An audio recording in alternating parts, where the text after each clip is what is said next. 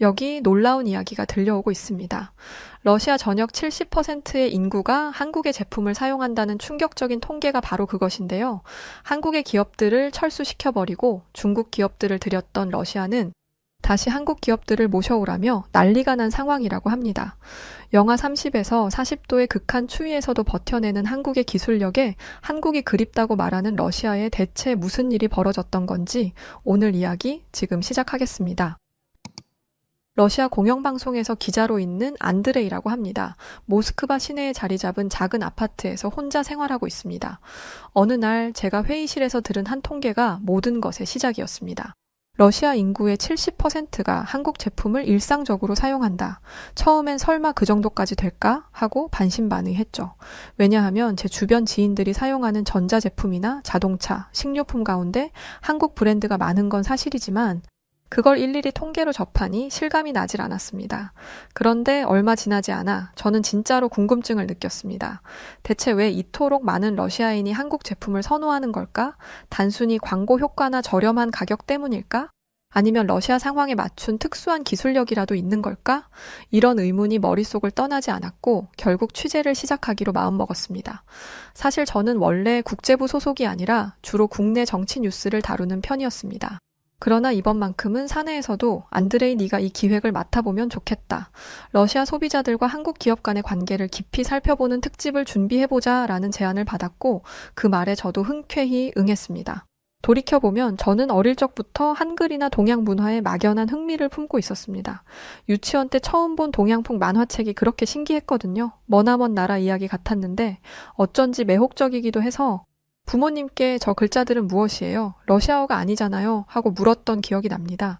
아버지는 안드레이, 저건 한국 글자로 알고 있다 라고 알려주셨는데 그 당시에 한국이라는 나라가 세계 지도상 어디쯤 있는지 전혀 감이 오지 않았죠. 그저 막연히 동쪽 어딘가 시베리아 너머 그 너머에 있을 거라고 상상했던 기억이 생생합니다.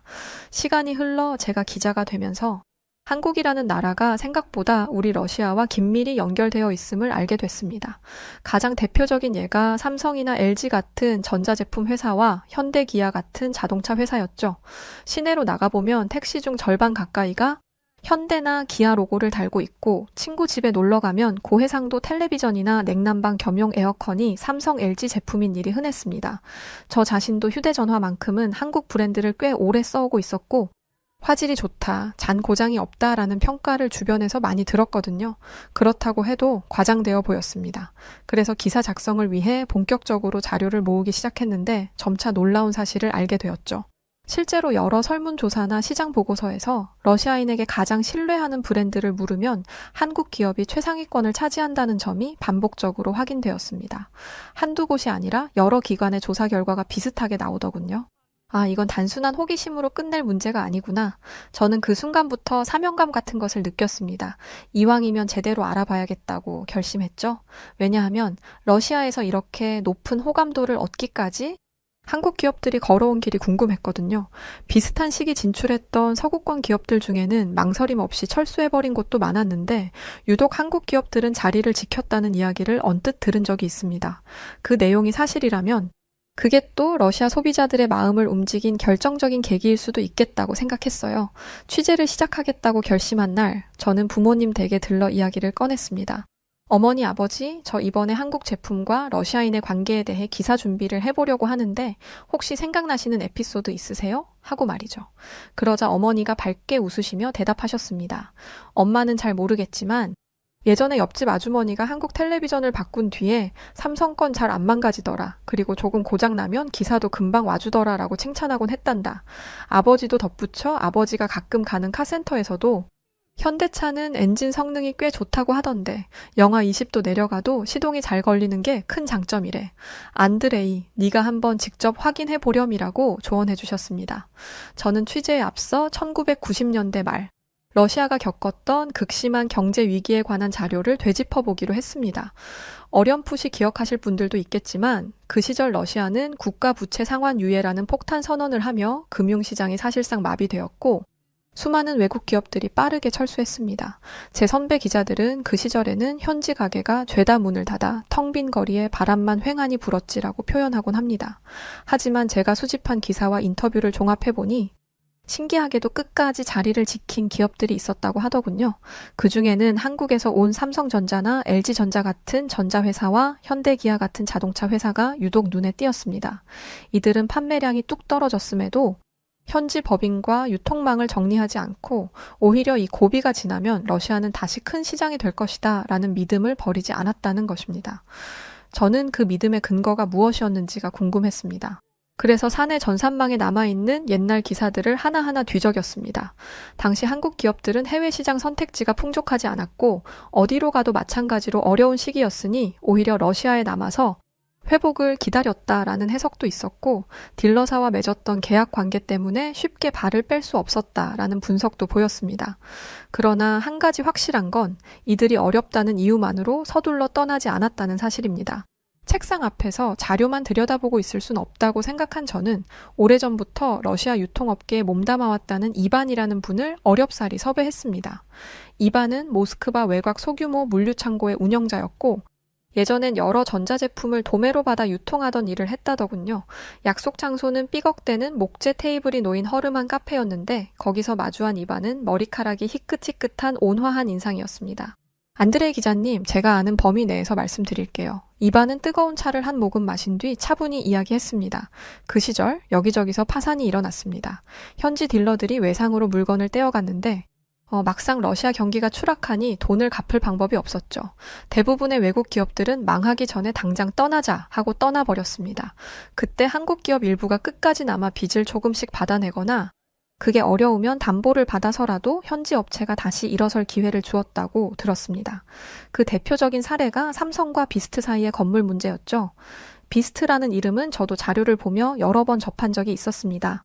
꽤 큰 컴퓨터 유통업체였는데 삼성전자 모니터를 대량으로 받았다가 외상 대금을 갚지 못했다는 사건으로 유명하더군요. 이반은 그 일을 회상하듯 삼성전자가 비스트 사옥을 담보로 넘겨받았는데도 이를 매각하거나 점유하지 않고 5년 안에 빚을 갚으면 건물을 돌려주겠다고 약속했다더라. 이게 어디 흔한 일인가. 그래서 현지 유통사 쪽에서도 그래도 끝까지 믿고 같이 가려는구나 하고 감동을 받았대 라고 설명했습니다.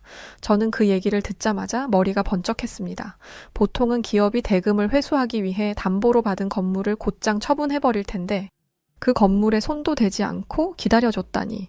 이러니 러시아 사람들이 한국 회사는 의리가 있다라고 말하는 게 전혀 과장이 아니라고 느껴졌습니다. 실제로 이반은 그 뒤로 비스트가 운 좋게 제기를 해서 결국 5년 안에 빚을 갚고 건물을 다시 돌려받았다고 들었어. 만약 그때 건물을 팔아버렸다면 비스트는 회복 불가능이었지. 그러니 얼마나 고마웠겠어. 라고 덧붙이기도 했습니다. 이처럼 자료 속 문장으로만 보던 사건을 생생한 증언으로 듣게 되니 제 마음은 묘한 감동으로 벅찼습니다. 물론 회사라는 곳이 결국 이윤을 추구해야 하니 이 역시 철저한 사업적 판단이었을 수도 있습니다. 하지만 결과적으로 손절하지 않고 기다려준 덕에 현지 업체가 다시 살아났다면 그건 분명 쉽지 않은 결정이었을 겁니다. 바로 이 지점에서 깨달았습니다. 러시아와 한국 기업의 특별한 관계는 단지 제품 품질의 문제가 아니라 서로를 버리지 않았던 기억이 쌓여 형성된 역사적 신뢰가 크구나 하고요. 저는 노트에 이 내용을 빼곡하게 적어두며 아직 더 많은 이야기가 남아있으리란 기대를 품게 되었습니다. 지금까지는 빙산의 일각일 뿐 다른 한국 기업들도 이와 비슷한 사례가 있을 것 같았거든요. 사실 러시아에서 삼성과 LG는 워낙 유명한 브랜드라 일반 시민 대다수가 이 두 회사 로고에 낯설어하지 않습니다. 저 역시 대학생 때 처음 자취를 시작하며 중고 가전 제품을 찾아다녔는데 그중 쓸만한 중고 텔레비전 대부분이 한국 브랜드였고 상태도 좋아서 꽤 오래 썼던 기억이 납니다. 하지만 단순히 브랜드 인지도만 높다고 해서 사람들이 국민 제품이라 칭하지는 않겠죠. 그 뒤에 숨은 이유를 알고 싶어 저는 이번엔 일반 가정집을 직접 방문해보기로 했습니다. 지인의 소개로 알게 된 마리나는 모스크바 근교의 작은 주택 단지에서 남편, 어린 딸과 함께 살고 있었습니다. 마리나 집에 들어서는 순간 저는 꽤 따뜻한 실내 공기에 놀랐습니다. 러시아 11월 날씨면 이미 꽤 쌀쌀해졌는데 집안 공기가 포근해서 이건 보일러 때문인가 하고 물었죠. 그러자 마리나는 웃으며 대답했습니다. 아니요, 이건 LG에서 나온 냉난방 겸용 에어컨이에요. 이 한국 제품이 러시아 겨울에도 난방이 빵빵하게 잘 되거든요. 제가 에어컨이란 단어에 어색함을 느끼자 마리나는 처음엔 나도 러시아에서 에어컨이 웬 말이야 했는데 여름엔 외부 온도가 30도 가까이 올라가니까 시원하게 쓸 수 있고 겨울에는 난방 보조 역할을 해서 보일러 부담을 덜어줘요. 전기세도 생각보다 많이 안 나오고요. 고장도 잘 안 나니까 편해요. 라고 설명했습니다. 저로선 꽤 신기했습니다. 전통적으로 러시아는 땅덩이가 넓고 춥다고 생각해 에어컨 시장이 활발하지 않을 거라 짐작했거든요. 하지만 LG는 이곳의 기후와 러시아인의 주거 환경에 맞게 제품을 개량했기 때문에 이렇게 인기를 얻었다고 합니다. 또 하나 재미있었던 건 거실에 놓인 커다란 텔레비전이었습니다. 마리나가 집에 친구들 부를 때마다 노래방 기능을 애용한다고 해서 저도 살짝 시연해달라고 부탁했습니다. 리모컨을 누르자 화면에 곡 선택 메뉴가 뜨고 마이크를 연결하니 즉석에서 반주가 흘러나오더군요. 마리나는 긴 겨울이 지루하잖아요. 우리 러시아 사람들 한자리에 모이면 노래나 춤으로 분위기 띄우는 걸 좋아해요. 회사 브랜드 이름만 봐선 이게 우리 정서와 맞을까 싶었는데 막상 써보니 이보다 편한 게 없죠. 라고 말했습니다. 저는 속으로 이게 바로 현지화 전략이라는 거구나 하고 감탄했습니다. 한국 기업들이 러시아 추위를 이겨낼 강력한 내구성이나 집에서 오락과 문화생활을 즐기는 사람들을 위한 기능을 구체적으로 적용해 제품을 만든 덕에 여기 소비자들에게 폭넓은 지지를 받게 된 셈이죠. 이렇듯 삼성, LG 같은 브랜드가 러시아에 깊이 뿌리 내린 건 단순한 광고나 유명세뿐 아니라 철저한 시장 조사와 배려가 있었기 때문이라는 걸 느꼈습니다. 가정집을 방문하기 전까진 몰랐지만 직접 보니 이 정도면 러시아인들의 일상 한가운데 한국 제품이 들어와 있구나 싶었습니다. 마리나와 대화를 마치고 나오며 저는 예전 회사 동료의 말이 떠올랐습니다. 저는 그 길로 다시 본사에 돌아와 사내 자료실에서 옛 보도자료를 찾아봤습니다. LG가 러시아 시장에 본격 진출했을 때 러시아인의 생활 패턴에 초점을 맞추겠다고 선포했던 문구가 정말 있더군요. 예컨대 추운 겨울철 실내에서 가족과 함께 보내는 시간이 길기 때문에 이를 겨냥해 다양한 기능을 넣은 텔레비전을 내놓았다거나 혹한에도 멈추지 않는 냉난방기 등을 적극 홍보했다는 겁니다. 시간이 흐르며 이런 제품들이 실제 성능이 좋다는 입소문을 타니 자연스레 시장 점유율이 오를 수밖에 없었겠죠. 실제로 러시아인들이 전 세계 유례 없이 한국 제품을 유독 많이 사용한다는 이야기가 절대 허상이 아님을 느꼈어요. 또한 러시아 사람들이 한국의 기술에 푹 빠진 대표적인 이유는 바로 보일러 분야였습니다. 러시아에서 겨울은 길고 혹독하기에 난방 시스템은 매우 중요한 요소입니다. 한국 기업의 LG가 냉난방기를 내놓아 인기를 얻었지만 근본적으로 이 극한의 혹독한 겨울이라는 찬바람을 막는 확실한 수단은 바로 한국의 온돌 기술이었거든요. 어느 순간부터 러시아는 한국의 온돌 기술을 들여오기 시작했었습니다. 삼성도 현대도 LG도 아닌 낯선 한국의 기업명에 솔직히 이름도 낯선데 과연 이 기업이 러시아에서 관심을 받을 수 있을까 하는 의문이 많았다고 옛 보고서 기록에 적혀 있더군요. 그래서 알아보니 이 회사는 2008년 무렵부터 본격적으로 러시아에 진출해 혹한 속에서도 얼어붙지 않는 보일러를 개발해냈다는 이야기가 있었습니다. 2009년 말 영하 40도를 웃도는 극단적인 한파가 닥쳤을 때 러시아 가정의 곳곳이 얼고 동파되는 사태가 있었는데 이 한국 기업의 보일러를 설치한 가정은 멀쩡했다는 일화도 유명했다는 이야기도 전해지죠. 이러한 내용이 사실인지 직접 확인하기 위해 모스크바 교외에 있는 중규모 난방기기 유통센터를 찾아갔습니다. 그곳에서 만난 직원 알렉세이는 진지하게 제게 말씀해 주었습니다. 솔직히 예전에는 한국의 보일러라는 시스템에 대해서 의구심이 많았습니다. 당연히 그럴 수밖에 없었는데 아무리 제품이 좋다 한들 영하 34도를 윽박하는 극한의 추위 속에 낯설었던 한국의 기술이 과연 러시아 시민들을 따뜻하게 해줄 수 있는 의문이었죠. 왜냐하면 생존 자체가 위협받을 수 있으니 그 안정성이 매우 중요합니다. 알렉세이는 이어 그 외에도 한국은 러시아 사람들을 위한 AS 네트워크를 정비하고 매뉴얼도 러시아어로 잘 번역해 배포했다는 점이 호평을 받았습니다. 가격도 생각보다 나쁘지 않았고요. 이후 몇 년 전부터 러시아 국민 브랜드로 꼽힌다는 소식을 듣긴 했는데 진짜 올해도 받았더군요. 라고 말했습니다. 이러니 러시아 내에서 삼성, LG, 현대, 기아 같은 대형 브랜드뿐 아니라 보일러 기업과 같은 한국의 중소기업들도 높은 기술력으로 러시아와 두터운 신뢰를 쌓게 된 셈입니다. 특히 겨울철 난방 문제는 러시아인들의 삶과 직결된 문제라서 한번 인정을 받으면 충성도가 매우 높아지는 경향이 있습니다. 아까 들었던 혹한을 견디는 기술 플러스 의리라는 공식이 여기에도 똑같이 적용된다는 느낌이 들었죠. 이쯤 되면서 제 본능에 확신하게 되었습니다.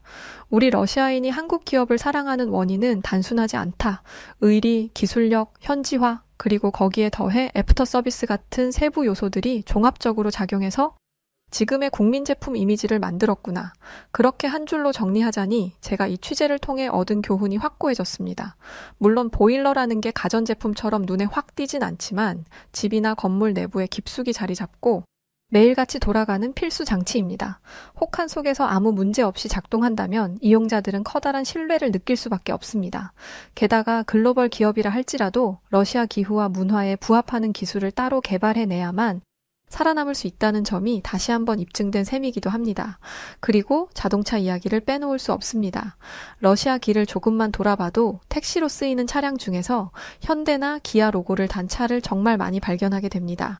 지인에게 물어보면 대부분 가격 대비 성능이 뛰어나고 영하 몇십 도에서도 시동 잘 걸리는 게 장점이라고 말하죠. 그 이유를 좀 더 깊이 파고들기 위해 저는 택시기사분들의 생생한 목소리를 들어보기로 했습니다. 몇 달 전부터 자주 이용하는 택시 앱에서 현대차를 모는 세르게이라는 기사와 우연히 여러 번 매칭되어서 어느 날 조금 한가한 시간대에 세르게이와 좀 길게 대화를 나눠보았습니다. 제가 조수석에 앉자마자 세르게이는 환한 표정으로 안드레이 또 만났군요. 오늘도 취재 가세요? 하고 반갑게 맞아주었습니다. 그가 모는 차는 은색 현대차 소형 세단이었는데 시동 소리가 굉장히 부드러웠습니다. 제가 혹시 왜 이 차를 선택하셨는지 구체적으로 듣고 싶어요 라고 물었더니 세르게이는 웃으며 대답했습니다. 일단 연비가 나쁘지 않고 추위에 잘 견디니까 택시 기사로서는 매우 이점이 큽니다. 또 앞서 한번 고장 난 적이 있었는데 부품 구하기도 쉽고 정비소에서도 바로 손봐줬습니다. 결과적으로 이 차를 선택한 건 운행 효율이 좋아서예요. 조금 더 파고들어 러시아 사람이 현대 기아를 선호하는 건 언제부터 이렇게 강해졌을까요? 하고 질문했더니 세르게이는 난감한 표정을 지으며 정확한 계기는 잘 모르겠지만 주변 기사들 얘기를 종합해보면 1990년대 말 경제 위기 때도 한국 자동차 회사들은 여기서 공장을 계속 운영했답니다. 그래서 우리 쪽에서는 저들은 쉽게 떠나지 않겠구나 라는 신뢰가 생겼다고들 해요 라고 답하더군요. 그 말에 저는 다시 한번 역시 뿌리는 1990년대 후반의 위기에서부터 시작됐구나 하고 깨달았습니다. 자동차 시장도 크게 다르지 않았던 겁니다. 당시엔 러시아 국영 자동차 회사 외에 다른 해외 브랜드들이 속속 철수했는데 현대 기아는 오히려 투자와 생산을 이어갔다는 기록이 곳곳에 남아 있었죠. 세르게이는 물론 다른 나라 차도 좋겠지만 이미 우리 삶에 깊이 들어온 이 브랜드들을 굳이 바꿀 이유가 없어요. 가격도 합리적이고 중고로 처분하기도 쉽고요. 무엇보다 겨울철 안정성이 제일 중요한 포인트예요. 라고 덧붙였습니다. 며칠 뒤에는 기아차로 택시를 운영하는 이고르라는 기사도 취재했습니다. 이고르는 차를 사실 때 테스트 주행을 몇 번 해봤는데 러시아 도로 특유의 거친 노면과 눈길에서 안정감이 좋았습니다. 그래서 지금까지 기아만 2대째 타고 있어요. 그리고 뭔가 문제가 생기면 서비스 센터가 여기저기 있어서 쉽게 지원받을 수 있으니 안심됩니다. 라고 말했습니다. 이렇게 여러 사람의 목소리를 모아보니 현대 기아가 러시아 택시 시장에서 압도적인 점유율을 자랑하는 이유를 조금씩 알게 됐습니다. 적절한 가격, 겨울철 강한 내구성, 광범위한 서비스 센터 네트워크, 그리고 위기 때의 의리가 합쳐지면서 러시아 소비자들은 이 브랜드에 대한 충성도를 단단히 키워왔던 것이죠. 물론 저도 예전부터 길에서 현대기아 로고를 달고 달리는 택시들을 보며 한국 자동차가 인기 많다더니 정말 그러네 하고 막연히 생각하긴 했습니다. 하지만 이번 취재를 통해 구체적인 근거와 사람들의 생생한 이야기를 듣고 나니 단순한 유행이나 광고 때문에 만들어진 인기가 아니라는 걸 절감했습니다. 그런데 러시아에 아주 큰 문제가 발생하기 시작했어요. 바로 우리 러시아에서 현대차가 철수하게 된 것이었죠. 러시아 제2의 도시 상트페테르부르크의 현대차 공장은 축구장 270배의 면적으로 연간 23만 대의 자동차 생산 능력을 갖춘 곳이었습니다. 그런데 우크라이나 전쟁 발발 직후 부품 조달이 끊기면서 사실상 공장 가동을 멈추게 되었고 고작 한국 돈 14만 5천 원에 러시아 현지 업체에 매각했죠. 이토록 사랑받는 한국의 기업이 한국 돈 14만 5천 원에 매각된다니 이게 말이 되는 일인가요? 현대는 전쟁으로 부품 조달이 어려워서 상반기 손실액만 2,200억이었다고 합니다. 그런데 우리 러시아 정부는 한국 기업의 손실액과 문제는 이야기도 하지 않고 무조건 공장을 가동하라며 압박을 주었다고 해요. 이 때문에 결국 현대차는 철수를 결정했고 이 말도 안 되는 일이 벌어졌다는 겁니다. 그러던 중 러시아 시장에 새로운 바람이 불기 시작했습니다. 대규모 물량으로 수입된 중국산 자동차들이 도로 위를 장악해가는 모습이 포착되었던 것이죠. 현재 상황을 살펴보니 한국 대신 중국 브랜드를 들여오는 추세가 두드러졌고 실제로 작년에만 중국에서 들여온 차량이 수십만 대를 넘었다더군요. 중국의 품질도 과거보다 나아졌다고 하고 가격 경쟁력도 상당하니 러시아 사람들도 호기심을 갖는 분위기였습니다. 뭔가 잘못되고 있다는 기분이 몸속 깊숙하게 들더군요. 혹독한 러시아의 겨울을 견디려면 꽤 튼튼해야 할 텐데 라는 생각이 들었습니다. 실제로 러시아의 기온이 영하 몇십 도까지 떨어지는 한겨울을 매년 맞닥뜨리다 보면 온갖 기계 장비가 고장을 일으키기 쉬웠습니다. 특히 자동차는 시동 불량과 배터리 방전 문제 등으로 골머리를 앓을 수 있죠. 그런데도 러시아 당국이 중국 브랜드에 점점 문호를 열고 또 소비자들 스스로가 새 차량에 도전해보는 모습은 하나의 흐름으로 자리 잡아갔습니다. 중국산 차량을 구입했다는 러시아 사람들은 대부분 중국 자동차 가격이 합리적이어서 구매를 결심했고 그리고 차량 디자인도 생각보다 세련돼 보여서 흥미롭다는 반응들이 제법 많았어요. 하지만 부정적인 사람들도 있었죠. 러시아 시민들 일부는 아직까지 큰 문제는 없었다고도 했지만 반대로 엔진룸에서 이상한 소리가 간혹 난다거나 내부 내장재가 빨리 마모되는 것 같다와 같은 불만을 토로하는 사람들도 적지 않게 있었습니다. 다만 이 정도는 어디서든 겪을 수 있는 초기 불량 정도로 치부하곤 했죠. 과거 한국 자동차들이 혹한 테스트에서 인정을 받아 이제는 대표적인 택시 모델로 사용되는 것처럼 중국 기업들도 장기적으로 뿌리를 내릴 수 있을지 궁금했어요. 하지만 이때까지는 아직 구체적으로 큰 문제가 보고되지 않았습니다. 그리고 결국 문제가 터졌죠. 러시아의 수많은 사람들이 이 문제로 신음하고 있을 정도였으니까요. 모스크바 시내 곳곳에서는 첫눈이 내렸다는 소식이 전해졌습니다. 차가운 바람이 거리 전체를 휩쓸며 사람들의 옷차림을 더욱 두텁게 만들 무렵 저는 궁금증을 해결하기 위해 다시 한번 중국 자동차를 구매한 운전자들을 찾았습니다. 그 중에는 제가 예전에 인터뷰했던 니콜라이도 있었는데 이번에 만난 니콜라이는 예전과 다른 표정으로 대화를 시작했습니다. 안드레이, 사실 이걸 말해야 하나 망설였는데 지난주에 내 차가 추위 때문에 시동이 안 걸려서 큰일이었어. 정비소에 갔더니 부품 호환이 잘 안 돼서 며칠씩 기다려야 한다고 하더군. 니콜라이는 속상한 기색이 역력했습니다.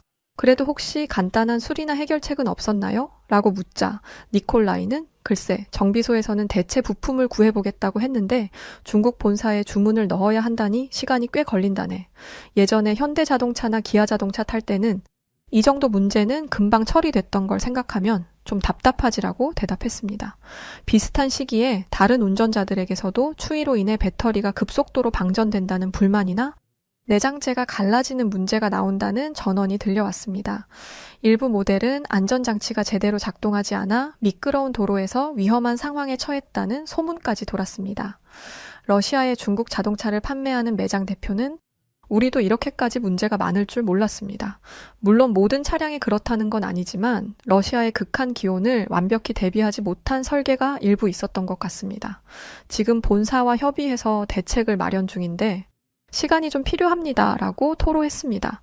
이러한 상황 보고가 점점 늘어나자 러시아 소비자들 사이에서는 괜히 한국 기업을 멀리하고 중국 자동차만 잔뜩 들여온 게 아니냐는 원성이 높아졌습니다.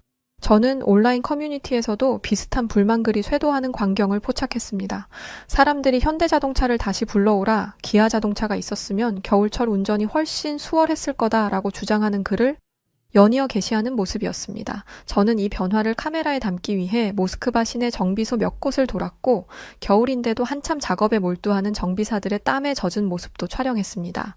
이제 입고된 지 몇 달 된 새 차인데 부품을 교체해줘야 한다니 이거 참 골치가 아프네요라며 한 정비사가 솔직한 심정을 토로했을 때 방송으로 시청자들에게 중국 자동차의 실태를 전해야겠다고 결심했습니다.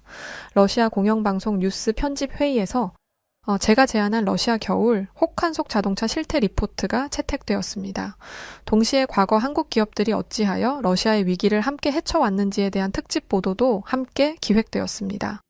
편집국장은 요즘 중국 자동차 문제를 다룰 때 자연스럽게 예전 현대자동차나 기아자동차 이야기가 수면 위로 떠오르니 그 부분도 함께 묶어서 시청자들에게 보여주면 좋겠군이라고 말했습니다. 저는 그 자리에서 적극적으로 동의했습니다. 저도 현장 취재를 하며 느낀 건데 많은 소비자들이 한국 브랜드에 대한 향수를 갖고 있었습니다. 이 향수는 단순히 예전에 차가 좋았었다 정도가 아니라 위기 속에서도 러시아 시장을 포기하지 않고 함께 걸었다라는 고마움을 바탕으로 한 감정이더군요. 뉴스 제작을 위해 과거 자료 영상을 찾아보니 1990년대 말 외채 상환 유예 선언으로 러시아가 초토화되던 시절 삼성전자나 LG전자, 현대자동차 등이 극심한 손해를 감수하면서도 남아 있었다는 증거가 많았습니다. 제가 발견한 흑백 사진에는 생기가 거의 없는 거리에 홀로 남아있던 삼성전자 매장 간판이 선명했고, 또 다른 사진에는 LG전자가 러시아인 직원들과 함께 웃으며 기념 촬영을 하는 모습이 담겨 있었습니다. 그 당시 외국 기업들이 부랴부랴 빠져나가던 때를 기억하는 이들에게는 감동이 되살아나는 장면이었습니다. 취재를 마무리하며 저는 깊은 통찰을 얻었습니다. 한국 기업들이 러시아에서 이룬 성공은 단순한 품질 경쟁이나 마케팅의 승리가 아니었습니다. 그것은 함께 가는 길을 선택한 동행의 힘이었습니다. 헌데 지금의 저희 러시아는 어떤가요? 전쟁과 가난 속에 황폐화되어가는 기분입니다. 그놈의 중국차는 왜 들여와서 이 사단을 만든 건지 정말 한스러울 뿐입니다. 러시아 모스크바에 사는 한 여성이 몇 년 전 업무차 레바논에 방문했던 일이 있었다고 합니다. 그녀는 한국인 파병군에게 큰 도움을 받아 목숨을 구할 수 있었고, 최근 자신의 국가에 파병된 북한 군대를 보고는 러시아를 결국 떠나기로 마음먹게 되었다고 하는데요. 과연 그녀에게 무슨 일이 있던 걸까요? 저는 러시아의 수도 모스크바에 거주하고 있는 러시아 국적의 나타샤 볼코바라고 합니다. 전쟁이 나기 전까지만 해도 저는 평범한 직장인이었어요. 하지만 러시아가 시작한 이 전쟁으로 인해 제 삶과 가치관에는 큰 변화가 생겼습니다. 바로 제가 사랑에 맞이 않았던 러시아를 떠나기로 결심한 것이죠. 그리고 이렇게 결심하게 된 배경에는 아이러니하게도 한국이 자리하고 있는데요. 대체 한국이 제게 어떤 영향을 끼쳤길래 이런 결정을 하게 되었는지 그 이유에 대해 이야기해 볼게요. 전쟁이 처음 시작되었을 때만 해도 당연히 러시아의 승리를 기원했어요. 왜 전쟁이 시작되었고 무엇을 위한 전쟁인지는 중요하지 않았죠. 제 조국이 승리의 깃발을 쟁취하는 것만이 제 바람이었어요. 그런데 어느 순간부터 무언가 잘못되었다는 게 느껴지더라고요. 러시아 군사가 매일 1,000명씩 전사하고 있는데 아무것도 바뀐 게 없잖아요. 그렇게 모두가 지쳐가고 있던 그때 뜻밖의 기사를 접하게 되었습니다. 바로 북한이라는 나라가 러시아 군대에 합류하였다는 기사였어요. 그런데 심지어 그 군인들이 탈영을 했다고 하더라고요. 제목만으로도 너무 흥미롭잖아요. 그래서 서둘러 기사를 읽어보려는데 그 기사는 순식간에 사라졌습니다. 북한군, 러시아 파병이라는 키워드로 아무리 검색을 해도 기사 하나 찾아볼 수 없더라고요. 제가 한번 물면 안 놓는 기질이 있어서 네가 이기나 내가 이기나 한번 해보자 라는 마음으로 북한 인터넷 사이트로 들어가 보려 했습니다. 그런데 북한은 인터넷 사이트조차 없더라고요. 뭐 있는 건지 없는 건지 사실 잘 모르겠어요. 아예 접촉 자체가 불가능해 보였어요. 아마존 오지에 있는 부족 마을도 아니고 인터넷 사이트 하나 없는 게 말이 안 되잖아요. 북한이 러시아처럼 폐쇄적이라는 걸 알고는 있기는 했지만 그래도 어느 정도 대외적으로 구색은 갖춘 나라라고 생각은 했었거든요. 저는 당혹감을 겨우 가라앉히고 또 다른 방법을 찾았습니다. 그래서 생각해낸 게 한국 포털 사이트에서 검색을 해보는 것이었어요. 아무래도 북한과 가장 밀접했던 나라기도 했고 한국이라면 이 소식에 대해서 다루고 있지 않을까 싶어서였죠. 그래서 네이버라는 한국의 포털 사이트로 들어갔습니다. 아니, 들어가려고 했습니다. 접근할 수 없는 페이지입니다. 라는 경고 문구가 뜨기 전까지만 해도 말이죠. 제가 주소를 잘못 쳤나 해서 찾아봤더니 그것도 아니길래 폴란드에 사는 친구에게 찾아봐달라고 물어봤습니다. 그랬더니 그 친구에게는 아무 문제 없이 한국 사이트가 열린다는 연락을 받았어요. 이때부터 싸한 느낌이 들더라고요. 러시아가 북한과 한국 이들 사이에서 무언가 숨기는 것이 있다는 느낌을 지울 수가 없었죠. 인터넷에는 VPN이라는 게 있는데 이걸 사용하면 러시아에 있는 제가 폴란드에 있는 인터넷 회선을 사용할 수 있습니다. 그러니까 폴란드에 있는 사람처럼 인터넷을 쓸 수 있는 거죠. 그래서 한국 포털 사이트에 들어가 북한, 러시아 파병이라는 키워드로 검색을 해보았습니다. 검색을 통해 본 내용은 가히 충격적이었어요. 러시아가 북한군의 도움을 받기로 시작했다는 것이었죠. 저는 북한이 어떤 나라인지를 어느 정도 알고 있었습니다. 국가에 대한 애정이 큰 만큼 러시아와 정치적으로 결탁한 나라에 대해 관심을 조금은 가지고 있었거든요. 그런데 저는 북한을 좋아하지 않아요. 솔직히 별 도움이 안 되는 나라라고 생각하고 있습니다. 세계에 몇 없는 공산국가라는 것 빼고는 말이죠. 까놓고 말해서 핵무기 외에는 내세울 것 하나 없는 군사력을 가지고 있고 경제력은 아프리카 개발 도상국 수준이잖아요. 도움을 받을 데가 없어서 이런 나라한테 도움을 받다니 전쟁이 장기화되면서 마음대로 흘러가지 않는다는 건 알고 있었지만 정말 갈 때까지 갔다고 생각하며 기사를 꺼버렸습니다. 다음 날 저는 평소와 다름없이 회사로 출근을 했어요. 어느 순간부터 회사 내에서 전쟁 이야기는 암묵적으로 금지되었어요. 희망이 보이지 않기 때문이었죠. 하지만 몇몇 동료들과는 간간히 소식을 나누고 있었는데 어제 제가 알게 된 북한의 이야기를 들려주게 되었습니다. 역시나 다들 깜짝 놀라더라고요. 하지만 반응은 각양각색이었습니다. 누군가는 북한에게 도움을 받을 수 있다는 것이니 잘된 것 아니냐라고 말했고, 누군가는 북한이 도움을 주면 뭘 줄 수 있겠냐라고 말했죠. 하지만 저와 가장 친하게 지내던 오스타프라는 남자 직원의 반응은 달랐습니다. 그는 아무 말도 하지 않고 무언가를 깊게 고민하는 눈치였어요. 어딘가 묘한 반응에 저희는 어느새 오스타프를 가만히 지켜보고 있었습니다. 오스타프? 그러자 그는 고개를 흔들며 정신을 차리더니 조심스럽게 입을 떼었습니다. 솔직히 나는 좀 걱정되네요. 북한이 개입하게 된 이 상황도, 이 전쟁에 개입하게 된 북한 군인들도. 저는 오스타프가 북한을 옹호한다는 생각에 놀랐습니다. 저는 북한이라는 국가에 대해 안 좋은 감정을 가지고 있었거든요. 그런데 그런 게 아니었습니다. 사실 저희 할아버지가 한국 분이세요. 알고 보니 오스타프는 러시아, 한국 혼혈이었습니다. 러시아에서 태어났길래 전혀 몰랐어요. 먹고 살기 힘들었던 시절에 러시아로 일을 하러 왔다가 할머니를 만나셨고 아버지가 생겨서 여기에 정착하게 되셨죠. 할아버지는 항상 가족들을 그리워하셨는데 그중에는 6.25 전쟁 때 헤어진 어머니도 포함이었어요. 저한테는 증조 할머니 되는 분이시죠. 오스타프는 가족들과 이별한 한국인들의 한과 슬픔에 대해 너무나 잘 아는 사람이었습니다. 그래서 북한에 있는 사람들이 얼마나 치열하고 힘든 삶을 살고 있는지 관심을 가지고 있었어요. 그래서 북한 군인들이 러시아로 파병을 왔고 도망을 쳤다는 이야기를 들었을 때 많은 생각을 하게 된 것이었죠. 북한에서 아무것도 먹지 못해 굶어 죽을 바에야 러시아로 나와 뭐라도 해보자 결심했을 그 마음을 말이에요. 그런데 오스타프는 같은 피가 흐른다고 해서 감성적으로만 생각하는 사람은 아니었습니다. 그는 냉철한 시각으로 국제 정세를 파악하고 있는 사람이기도 했어요. 하지만 이산가족이라 하더라도 저는 대한민국의 체제를 지지해요. 비록 제 국적은 러시아라고 해도 말이죠. 북한의 러시아 파병은 한국과 북한의 관계를 긴장 상태로 만들 뿐만 아니라 전 세계의 평화를 위협하는 시그널이 될 수도 있어요. 저는 오스타프가 과장을 하는 거라고 생각했습니다. 그도 그럴 게 북한이 세계 평화를 위협할 만한 힘이 없다고 생각했거든요. 하지만 오스타프의 선구안은 대단했어요. 북한은 핵을 가지고 있었고 북한의 참전은 곧 핵을 사용할 수도 있다는 의미였습니다. 또 북한이 러시아를 도우면 일본이나 미국 등의 나라가 전쟁에 참전할 수 있는 계기를 만들어주게 되죠. 당연히 한국도 마찬가지이고요. 두 나라 간의 싸움이 옆 나라들까지 번지게 되는 건 순식간이라는 건데 오스타프의 이야기를 들으니 소름이 오소소 돋았습니다. 저는 그저 저런 나라한테 도움을 받다니 쪽팔리다 쪽팔려 라고 1차원적으로만 생각을 했었던 건데 이렇게도 생각을 할 수도 있더라고요. 그래서 부끄럽다는 생각도 들었죠. 무엇보다 할아버지 때부터 러시아에서 살았더라면 몇십 년 동안 가족들이 쭉 러시아에서 머물렀다는 건데 아직도 한국인의 뿌리를 유지하고 있는 오스타프와 그의 가족들이 대단하다는 생각이 들었습니다. 오스타프가 어떤 교육을 받았는지 참 궁금하더라고요. 학교 다닐 때 역사를 참 좋아해서 한국의 역사를 공부했던 적이 있는데 한국이 일본에게 지배를 받았던 당시 한국은 민족성을 잃지 않기 위해 일본의 핍박에도 불구하고 목숨을 걸고 언어를 지켰고 목에 칼을 들이밀어도 전통을 포기하지 않았다고 했었어요. 아마 오스타프의 할아버지와 아버지도 그때의 정신을 물려받아 오스타프를 가르치신 것 같더라고요. 러시아나 다른 나라에서는 절대 볼 수 없는 한국의 모습이었죠. 여하튼 다시 이야기로 돌아와서 이렇게 대화를 마친 뒤 자리로 돌아와서 앉았는데 책상 위에 올려져 있는 액자 하나가 눈에 들어왔습니다. 바로 몇 년 전 업무차 방문했던 레바논에서 찍은 사진이었죠. 그리고 그 사진을 보니 레바논에서의 기억이 새록새록 떠오르면서 북한은 세계 평화를 위협하는데 한국은 세계 평화를 지키는데 힘쓰고 있다는 것이 체감됐어요. 참 안타깝더라고요. 그리고 이것이 본격적인 계기가 되어 러시아를 떠나게 된 계기가 되었습니다.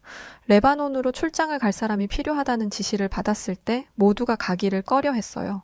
레바논은 과격한 종교 분쟁이 아직도 이루어지는 중동 지역이기 때문이거든요.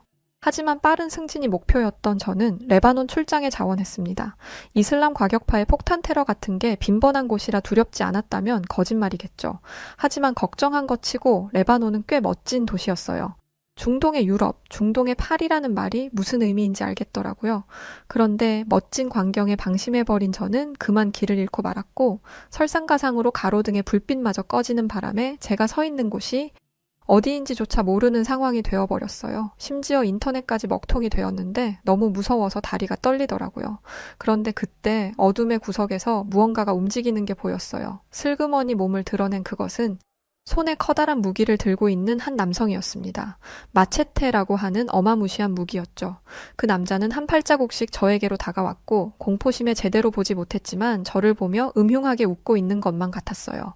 남자와 1미터 정도 가까워졌을 때, 아, 이렇게 인생이 끝나는구나 라고 직감했던 그때 골목 끝에서 누군가 후레쉬를 비쳤습니다. 누군가의 외침이 들렸고 그 순간 마체테를 들고 다가오던 남자는 순식간에 도망가 버렸죠. 저는 그 자리에 주저앉았고 그날 제 마지막 기억은 후레쉬를 들고 제게 달려오는 2명의 남자의 모습이었습니다. 다음 날 저는 개운하게 눈을 떴어요. 눈을 뜨고 나서야 전날 제게 있었던 일이 떠오르더라고요. 그런데 전날 그런 끔찍한 공포에 시달렸다는 게 믿기지 않을 정도로 제가 있는 곳은 화사하고 깨끗했습니다. 저는 군대 의무실 같은 곳에서 일어났는데 침대는 정갈했고 제가 덮은 이불은 포근하니 좋은 냄새가 나고 있었어요. 창을 통해 들어오는 햇빛도 따스하니 기분이 좋았죠. 저는 침대에서 내려오며 이런 생각을 할 정도였습니다. 설마 천국인 건가? 사람이 심한 공포심을 느끼면 죽을 수도 있는 건가? 의심하고 있던 찰나 2명의 남녀가 들어왔습니다. 아, 일어나셨네요? 몸은 좀 괜찮으세요? 어제 갑자기 들어오신 거 보고 많이 놀랐어요. 잠깐 앉아보시면 혈압 좀 잴게요. 2 사람은 모든 게 능숙해 보였지만 저는 아니었습니다. 이 사람들은 누구이고 여기가 어디인지 궁금했거든요. 제가 서서 2 사람을 번갈아 보자 2 사람 중 남자가 자신들을 소개했습니다. 아, 저희 소개를 안 했네요. 제 이름은 강경민이고 저희는 레바논 평화유지를 위해 파견된 대한민국의 평화유지군입니다. 어제 민가를 순찰하던 도중 나타샤 씨를 발견했습니다. 치료를 하기 위해서는 신원을 파악하는 것이 우선이라 소지품에서 여권을 확인했습니다. 저는 군의관 박소희예요. 상황 설명이 됐다면 어서 앉아보시겠어요? 혈압 좀 잴게요. 살다 군인에게 치료를 받을 거라고는 상상도 못했습니다. 그런데 조금 의심스러운 부분이 있었어요. 보통 이런 일이 생기면 민간 병원에 데려다 주지 군대로 데려오지는 않잖아요. 저는 이 사람들이 평화유지군을 가장한 테러 단체가 아닐까 하는 의심을 갖게 되었습니다. 동시에 이들에게 인질로 이용되는 제 모습을 상상해 버렸죠. 그래서인지 날카롭게 말한 것 같아요. 여기는 응급실 같은 게 없나 봐요. 저를 굳이 여기로 데려온 걸 보니까. 있기는 합니다만 인프라가 잘 갖추어지지 않은 곳이다 보니 나타샤 씨가 발견된 곳에서 가기엔 멀리 있습니다. 그래서 저희가 있는 곳으로 모신 거고요. 인도적 차원에서 민간인을 대상으로 하는 치료도 지원을 하고 있거든요. 강경민 씨의 신뢰감 있는 얼굴을 보니 그런가 싶기는 했어요. 솔직히 제가 외모를 좀 보거든요. 떡 벌어진 어깨와 꽁꽁 감추었는데도 운동한 게 티가 나는 근육질 몸매, 햇빛에 그을린 건강한 피부와 건강한 미소까지 그런 멋진 남성이 나를 믿으라며 신뢰의 미소를 건네는데 어떻게 안 믿겠어요. 믿지 말라 해도 믿고 싶죠. 하지만 이건 제 안전과 직결된 문제이기 때문에 저는 강경민 씨를 따라다니며 이곳이 제게 안전한 곳인지를 확인하기로 했습니다. 거울에 비친 제 얼굴을 열심히 정돈하면서 말이죠. 그런데 박소희 씨가 영 도움이 안 되더라고요. 혈압에도 이상이 없고 열도 안 나고 다 정상이시네요. 어제 입국했다고 하셨죠? 긴 비행 때문에 피로가 쌓였는데 놀라기까지 했으니 몸이 버티지 못한 거예요. 본격적인 일정 시작하시기 전에 푹 쉬시면 별 문제 없을 거예요. 저는 입가에 경련이 나도록 웃으면서 말했습니다. 아닐걸요? 저 약간 어지러운 것 같기도 하고 하지만 친절한 박소희 씨는 단호하게 대답했어요. 가서 푹 쉬시면 나을 거예요. 나가는 길은 안내해 드릴게요. 자, 어서 가시죠.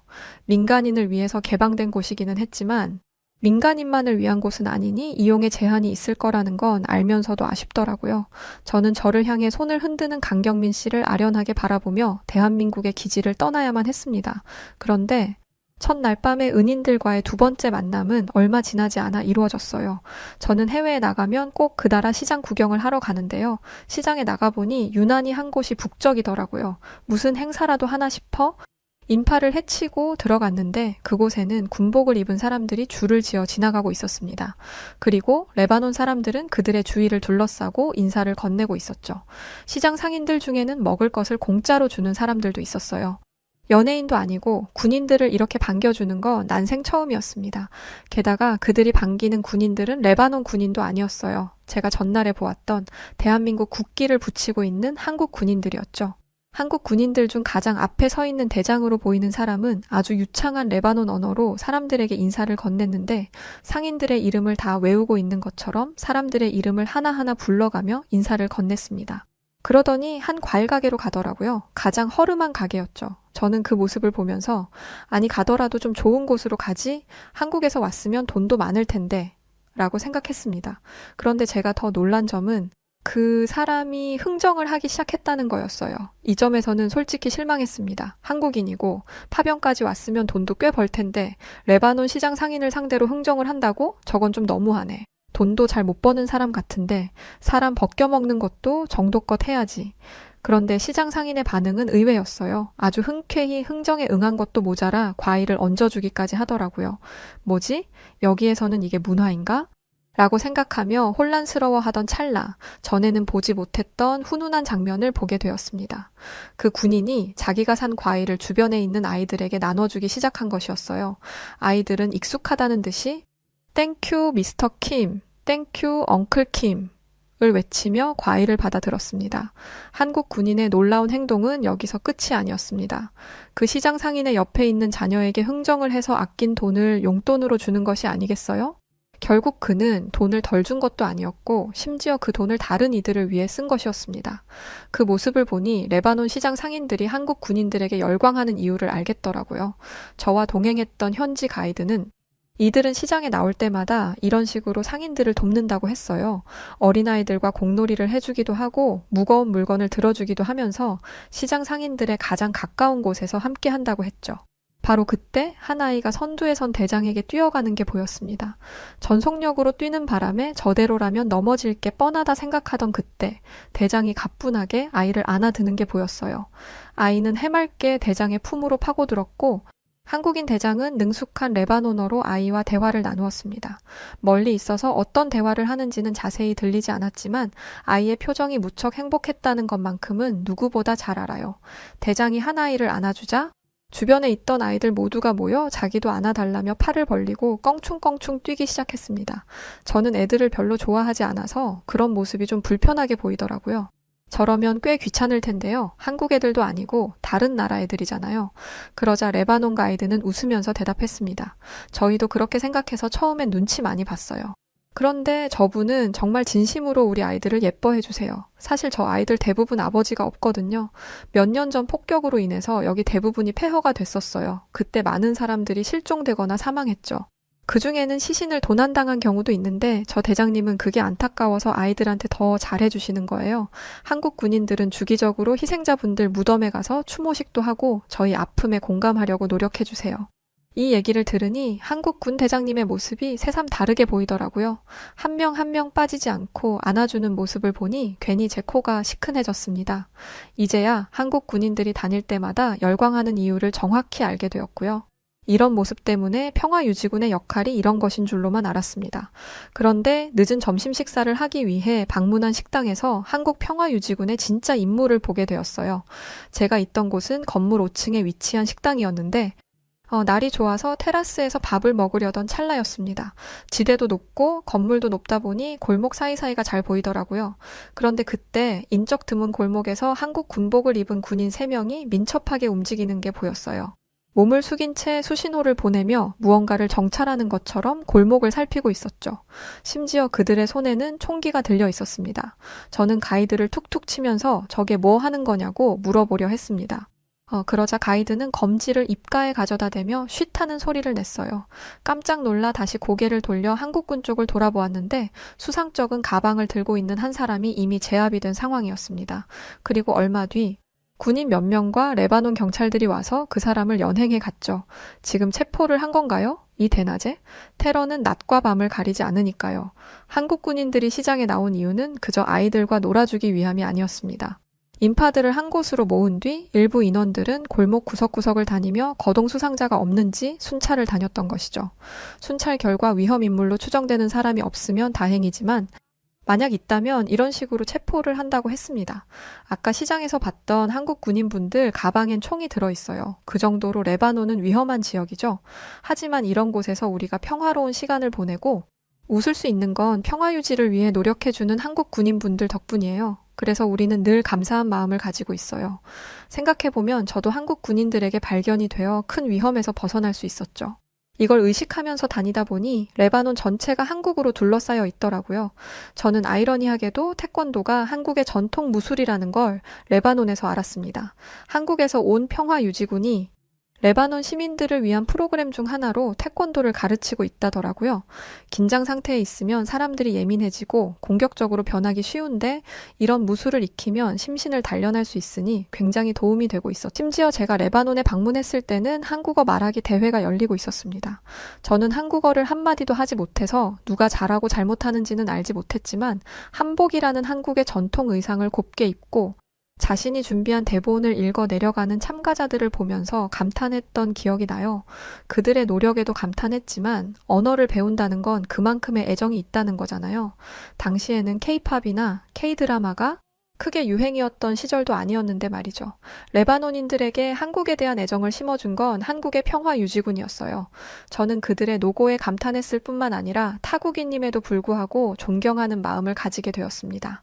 왜냐하면 레바논에 주둔 중인 평화유지군 중 한국만이 이런 결과를 만들어냈거든요. 한국은 무력으로 그들을 지켜주는 것을 넘어 전쟁과 폭격, 테러로 멍든 레바논 시민들의 마음을 치유해 주었습니다. 단순히 지켜주는 것보다 훨씬 어려운 일을 한 거죠. 그렇다고 한국군의 무력이 약한가? 그것도 아닙니다. 이건 말을 해봤자 입만 아프니 굳이 말하지 않을게요. 현무5 세계 군사력 5위라는 놀라운 기록까지. 심지어 한국의 육군력에 비빌 만한 나라는 손에 꼽을 정도죠. 그렇게 과거를 회상하고 나니 퇴근 시간이더라고요. 퇴근길에 버스를 타며 유튜브를 보고 있는데 제 유튜브 알고리즘에 한국 드라마의 짧은 영상이 하나 떴습니다. 한 번도 검색을 해본 적도 없고 본 적도 없는데 알고리즘이라는 게 정말 무섭기는 하더라고요. 대체 어떻게 알고 띄워준 건지. 아무튼 한국 드라마가 유행이라는 걸 알고는 있었지만 관심은 없었는데 요즘 머릿속이 온통 한국이라 그런지 자석에 끌리듯 영상을 재생했습니다. 영상을 재생하니 군복을 입은 배우들이 연기를 하는데 5분 남짓한 짧은 영상임에도 엄청난 몰입감을 주었어요. 제목을 보니 태양의 후예라는 드라마이더라고요. 회사 여직원들이 틈만 나면 깍깍거리면서 이야기하던 바로 그 드라마였어요. 저는 집에 도착하자마자 가방을 던지듯이 내려놓고 옷을 갈아입지도 않은 채 태양의 후예라는 드라마를 찾아보기 시작했습니다. 보다 보니까 왜 여직원들이 그렇게 호들갑을 떨었는지 알겠더라고요. 왜냐하면 어느새 저도 여직원들처럼 설레는 마음을 숨기지 못하며 발을 동동거리고 있었거든요. 드라마 속 군복 입은 남자들은 건장한 체격에 준수한 외모를 가지고 있었어요. 마치 레바논에서 만났던 군인들과 마찬가지로요. 저는 괜히 어깨가 으쓱해졌습니다. 전 세계 여성들의 마음을 사로잡은 이 멋진 남자들의 모티브가 된 실존 인물들을 저는 보고 온 거잖아요. 그런데 동시에 궁금해지더라고요. 레바논에 파병을 간 한국 군인들은 이런 모습인데 러시아에 파병을 온 북한 군인들은 어떤 모습인가 하고요. 북한군의 군사력이나 정치적인 상황에 대해서 알기는 하지만 구체적인 이미지 같은 건 찾아본 적이 없거든요. 이런 걸 직접 찾아봐야 볼 수 있다는 것도 좀 웃기긴 하지만요. 역시나 러시아 인터넷으로 검색을 하니 안 나오길래 VPN을 이용해서 북한 군인이라고 검색을 해봤습니다. 검색을 하자마자 탄성이 나왔어요. 이걸 군인이라고 해도 괜찮은 건가 싶더라고요. 깡마른 몸에 맞지도 않은 군복, 군복을 물려 입기라도 하는 건지 낡아서 해진 것처럼 보이는 소매단, 영양 상태도 부실해 보였고 한국 군인들에 비하면 초등학생과 다름없어 보였습니다. 저는 아무래도 북한이 못 살기도 하고 일부러 누군가가 악의적으로 이런 사진을 올렸을 거라고 생각했어요. 솔직히 이건 좀 너무하잖아요. 과장을 해도 적당히 해야 믿죠. 그래서 찾은 게 남북 군사분계선 사진이었어요. 그곳은 남북 고위급 인사들의 회담이 열리는 곳이기 때문에 가장 우수한 인재들을 선발해서 배치한다고 하더라고요. 군인들의 키, 외모 등등 보이는 것들을 종합적으로 평가하고 북측, 남측 군인들을 마주보고 세워두는데 내가 본 게 전부가 맞구나 싶었습니다. 북한도 나름대로 고르고 골라서 보낸 군인일 텐데 한국 군인들 옆에 세워두니 초등학생들 같아 보였어요. 군복은 얼마나 촌스러운지 세기말 디자인 같더라고요. 반면에 한국 군인들은 미군들 옆에 서도 꿀리지 않았습니다. 차별적인 발언은 절대 아니고 어쩔 수 없는 차이를 이야기하는 건데요. 어쨌든 아시아는 상대적으로 몸집이 작은 편이기는 하잖아요. 그런데 한국인들은 아니더라고요. 아시안들 중에 가장 큰 사람들을 꼽으라면 한국인들인 것 같아요. 아니, 유럽인들 사이에 끼워놔도 한국인들은 장신인 편이었습니다. 미군들 옆에 있어도 더 크거나 훤칠했거든요. 한국 군인들은 누가 봐도 운동을 오래 한 것처럼 어깨는 떡 벌어져 있었고, 북한 군인들 정도야 양손으로 한 명씩 둘러엎고 스쿼트를 할 수 있을 것 같아 보였습니다. 조금 부피가 큰 덤벨 정도인 거죠. 만약 북한이 파병을 보냈다면 아무리 고르고 골라도 이 정도 수준일 거예요. 러시아가 기다리고 기다리던 우리에게 도움을 줄 존재들이 겨우 이 정도 수준인 거죠. 저는 북한군에게 측은한 마음마저 들기 시작했습니다. 이들이 뭘 할 수 있겠어요? 러시아는 현재 보병 전술 위주로 전쟁을 하고 있어요. 그러니까 러시아에게 있어서 북한군은 총알바디, 그 이상도 이하도 아닌 거죠. 이걸 알고 나니 러시아라는 나라를 더 이상 사랑할 수가 없더라고요. 누군가는 평화를 위해 싸우지만 누군가는 침략하기 위해 싸우는 모습을 보며 참 많은 것을 느꼈거든요.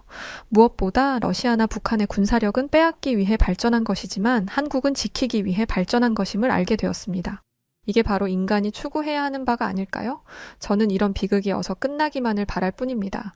또 지금 벌어진 일들로 인해 한국이 피해를 보지 않기를 바라요. 더 이상의 희생이 없기를 바라며 이만 사연을 마칠게요. 네, 오늘 이야기는 여기까지입니다. 공감 가는 이야기예요. 한국은 지키기 위해서 발전했다는 말이요. 그런 대한민국의 국민인 것에 늘 감사하게 되는 오늘이네요. 자, 그럼 오늘 사연 어떠셨나요? 사연이 좋으셨다면 구독과 좋아요 부탁드리고 지금까지 저는 여우튜브 송은지였습니다. 더 감동적인 사연으로 찾아뵐 것을 약속드리고 이만 물러갈게요. 늘 시청해주셔서 진심으로 고맙고 늘 감사합니다. 그리고 항상 사랑합니다. 당신만의 여우튜브